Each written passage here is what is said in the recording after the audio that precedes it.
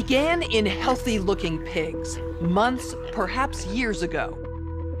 A new coronavirus spread silently within herds. Gradually, farmers started getting sick. Infected people got a respiratory illness with symptoms ranging from mild flu-like signs to severe pneumonia. The sickest required intensive care. Many died. Experts agree, unless it is quickly controlled, it could lead to a severe pandemic, an outbreak that circles the globe and affects people everywhere. The mission of the Pandemic Emergency Board is to provide recommendations to deal with the major global challenges arising in response to an unfolding pandemic. The board is comprised of highly experienced leaders from business, public health, and civil society.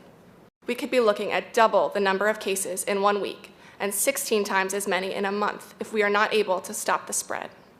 That would be on the order of 500,000 cases, and it would continue to rise exponentially. In 3 months, we could be approaching 10 million cases. We're at the start of what's looking like it will be a severe pandemic. And there are problems emerging that can only be solved by global business and governments working together.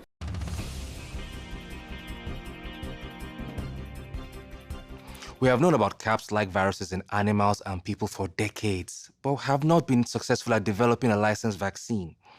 And sure, there are new technologies that may help, but it's going to be difficult. I am not optimistic about having a vaccine in time to be relevant during this pandemic.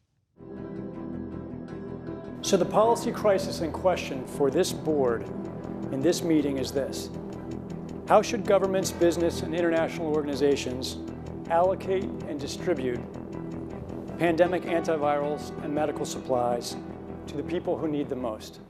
What we've seen work very well in the HIV field is, in fact, procurement through the Global Fund. So having a centralized mechanism, so financially able to procure on behalf of affected countries would be critical.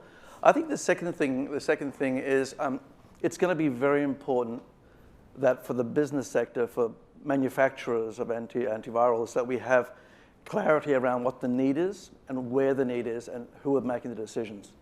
I think that given that the countries most affected are those that are low and middle income countries with unequal access to technology, to finances, the UN has a worldwide footprint, universally recognized, and universal membership. A global stockpile would certainly help ensure more rational and strategic allocation, but the reality is that we don't have the logistics capability, even within the UN, to bring that together in one place and run it. So this is where I think a collaboration between the international organizations like the World Health Organization and the private sector, which runs these supply chains for many purposes every day, understand where the supplies are, make smart decisions about how to allocate them to the people who need them in the places that need them the most, and then work with the industry to move those supplies from where they are today to where they need to be. Just to underscore the point that cooperation among supply chain providers or businesses that have huge supply chains can add a lot of efficiency to the whole process. The question is, can you, through this international mechanism, really promote commitments to doing this as quickly as possible and give people a sense that actually if they contribute more, that they will have a better chance of protecting their own populations and their country's security and health. So to be completely clear, most of this production would already be committed in contracts.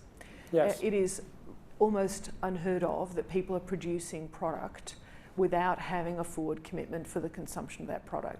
So the first thing that needs to be done, because this is not something that the countries currently control, unless countries are going to bring about emergency situations and co-opt an existing supply chain. I think it's not likely, I agree, that countries are not going to buy countermeasure to put into a global supply without retaining a large portion of it for themselves.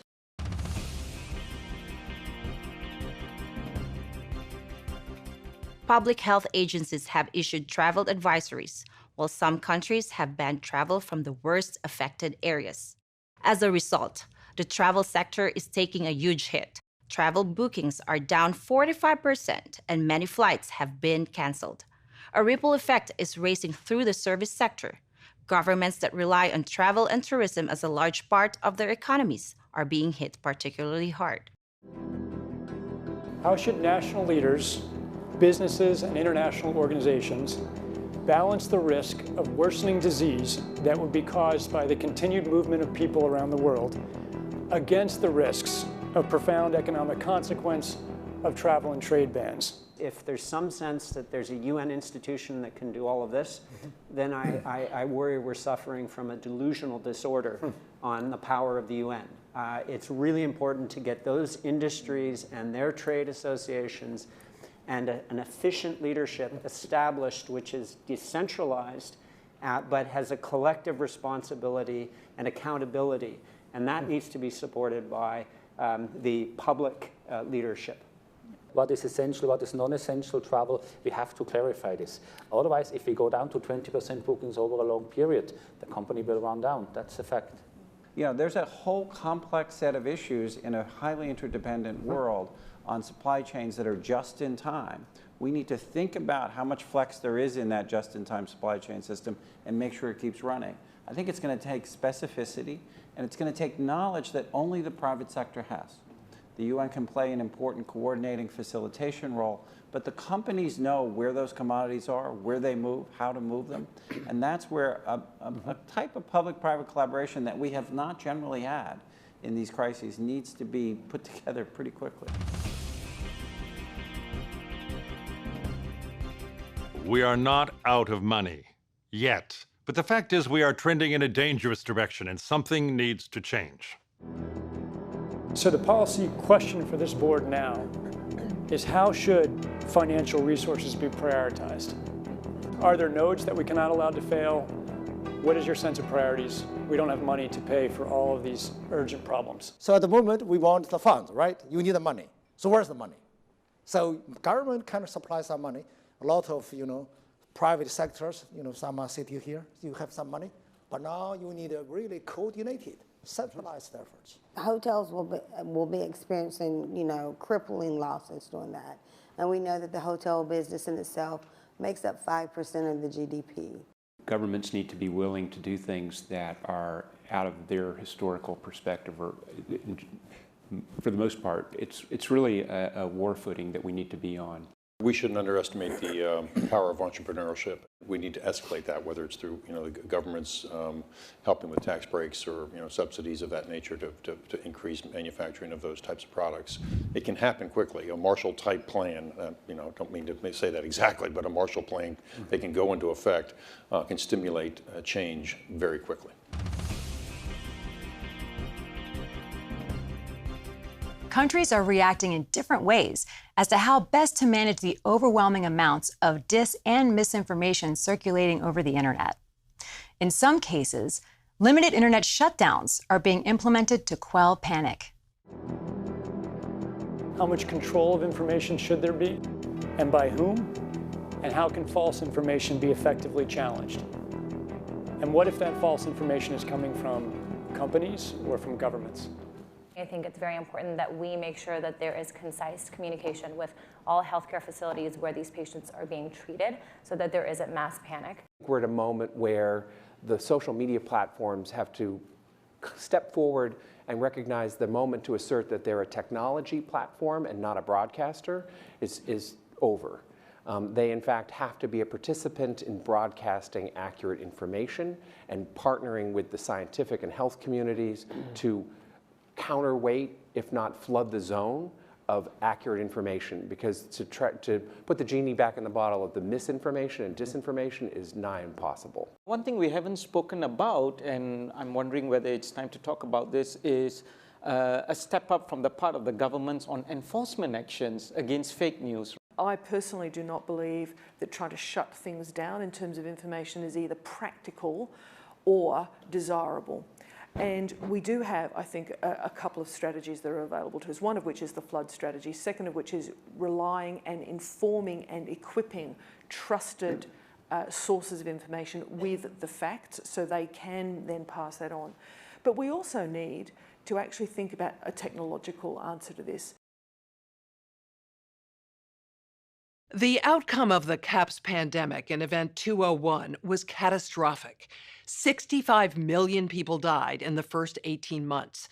The outbreak was small at first and initially seemed controllable, but then it started spreading in densely crowded and impoverished neighborhoods of megacities.